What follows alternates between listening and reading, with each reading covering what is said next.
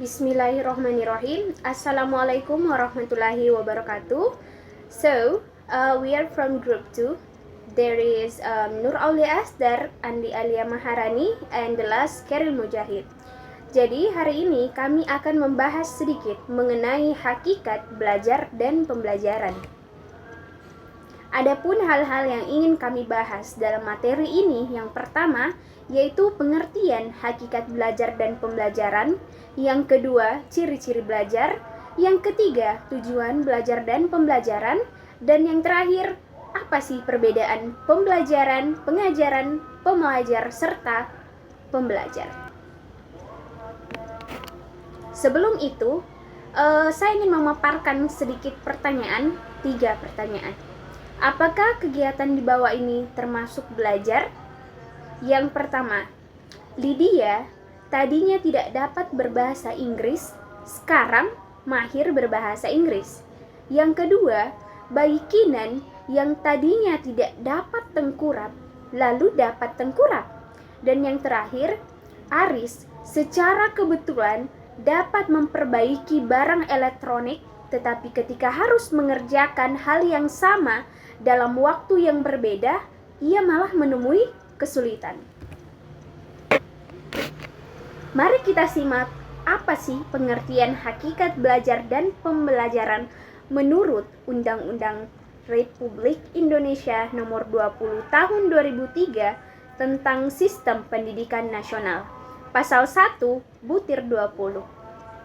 Hakikat belajar dan pembelajaran dapat diartikan sebagai proses interaksi peserta didik dan sumber belajar pada suatu lingkungan belajar, serta sebagai upaya sistematik dan sistemik untuk menciptakan lingkungan belajar yang potensial, menghasilkan proses belajar yang bermuara pada berkembangnya potensi individu sebagai peserta didik.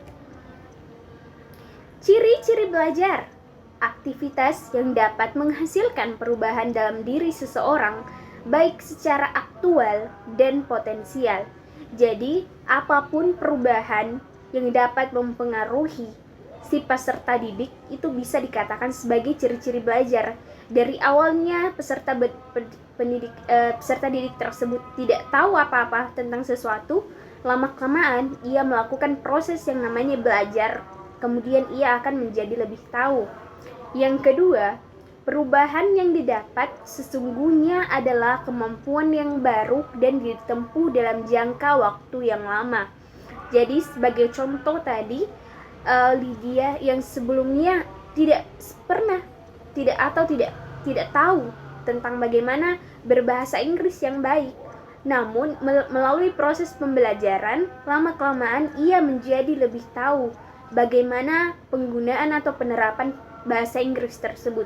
Dan yang terakhir, yaitu perubahan yang terjadi karena ada usaha dari dalam diri setiap individu, yang bisa diartikan ketika kita ingin mencari tahu mengenai sesuatu yang kita tidak ketahui, dan kita berusaha untuk mencari tahu, sebenarnya bagaimana cara berbahasa Inggris yang baik, bagaimana penerapan pembelajaran yang baik agar saya bisa menguasai materi tersebut, maka itu yang dikatakan sebagai usaha untuk mencari ilmu pengetahuan. Saya pikir hanya itu yang bisa saya sampaikan. Selanjutnya akan disampaikan lagi oleh teman saya. Terima kasih. Hakikat belajar. Gakni 1977 menyatakan bahwa belajar sebagai suatu proses perubahan tingkah laku yang meliputi perubahan kecenderungan manusia seperti sikap, minat, atau nilai, dan perubahan kemampuannya untuk melanjutkan berbagai jenis performance atau kinerja. Hakikat belajar dan pembelajaran. Shah 2003 menyatakan bahwa belajar adalah suatu proses untuk memperoleh motivasi dalam pengetahuan, keterampilan, kebiasaan, dan tingkah laku. Pada dasarnya, belajar merupakan tahapan perubahan perilaku siswa yang relatif positif dan mantap sebagai hasil interaksi dengan lingkungan yang melibatkan proses kognitif. Dengan kata lain, belajar merupakan kegiatan berproses yang terdiri dari beberapa tahap. Adapun tahapnya yaitu yang pertama tahap acquisition, yaitu tahapan perolehan informasi. Yang kedua tahapan storage, yaitu tahapan penyimpanan informasi. Dan yang terakhir yaitu tahap retrieval, yaitu tahapan pendekatan kembali informasi.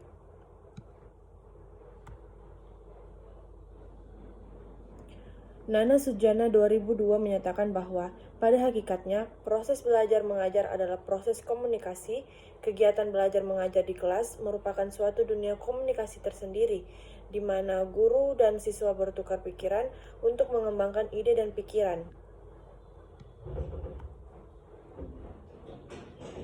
Hakikat pembelajaran.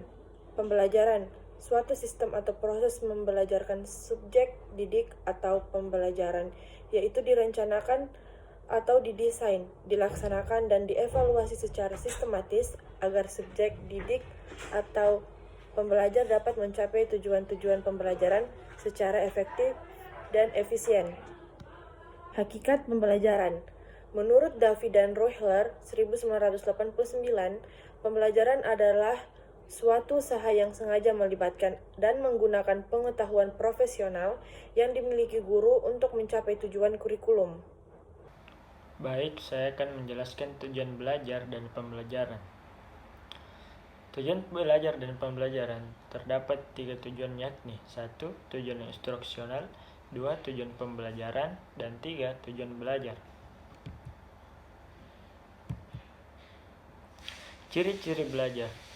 Jamara menyatakan, jika hakikat belajar adalah perubahan tingkah laku, maka ada beberapa perubahan tertentu yang dimaksud ke dalam ciri-ciri belajar, yakni 1. Perubahan yang terjadi secara sadar. 2. Perubahan dalam belajar bersifat fungsional. 3. Perubahan dalam belajar bersifat positif dan aktif. 4. Perubahan dalam belajar bukan bersifat sementara. 5. Perubahan dalam belajar bertujuan dan terarah. 6. Perubahan mencakup seluruh aspek tingkah laku. Ciri-ciri pembelajaran. 1. Memiliki tujuan, yaitu untuk membentuk peserta didik dalam suatu perkembangan tertentu. 2. Terdapat mekanisme, prosedur, langkah-langkah, metode, dan teknik yang direncanakan dalam desain untuk mencapai tujuan yang telah ditetapkan. 3. Fokus materi ajar, terarah, dan terencana dengan baik. 4. Adanya aktivitas peserta didik merupakan syarat mutlak bagi berlangsungnya kegiatan pembelajaran. 5. Aktor pendidik yang cermat dan tepat. Perbedaan antara P4 pembelajaran.